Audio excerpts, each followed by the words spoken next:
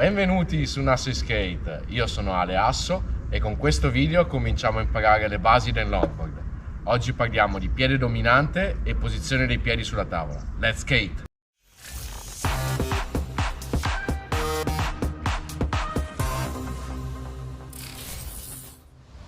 Avendo imparato ad andare in skate da solo a 38 anni suonati, ho dovuto trovare un modo per farlo senza cadere e rischiare di farmi male più di tanto. Cioè, non ho più l'età per fare l'incosciente.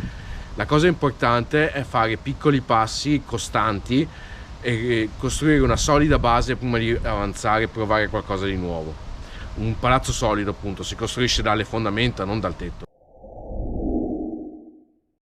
Per prima cosa dobbiamo capire quale sarà il piede che mettiamo davanti. In realtà non c'è una vera e propria regola o un giusto e sbagliato, si tratta solo di iniziare con il piede che ci sembra più naturale. Tendenzialmente vogliamo mettere davanti il nostro piede dominante, quello su cui riusciamo a tenere meglio l'equilibrio. Ci sono vari metodi per capirlo, uno di questi è mettersi davanti a un gradone o a una panchina, cioè almeno qualcosa che sia un po' impegnativo, e salirci sopra. Il primo piede che mettiamo su, quello che ci solleva, sarà il nostro piede dominante che metteremo davanti.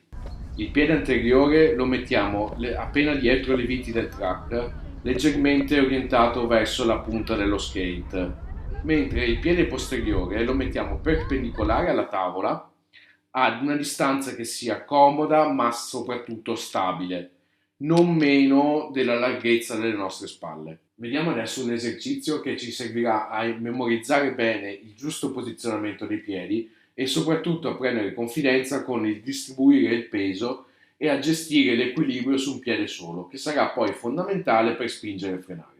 Possiamo partire le prime volte con lo skate sull'erba in modo che non si muova, per poi passare a provare sull'asfalto in cui sarà importante centrare bene il peso e gestire l'equilibrio. Andiamo quindi a salire sullo skate nella posizione di riding che abbiamo visto prima. Ruotiamo il piede anteriore parallelo alla tavola e mettiamo il posteriore a terra. Lo riportiamo su e riportiamo il piede anteriore nella posizione di prima. Ripetiamo e questa volta scendiamo dallo skate anche con il piede anteriore.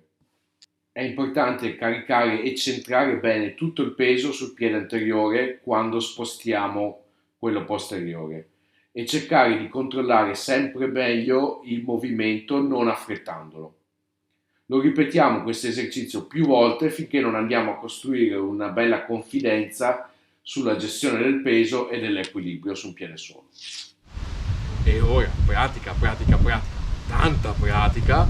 Non dimenticatevi di iscrivervi al canale e lasciare un mi piace e ci vediamo al prossimo video. Let's skate!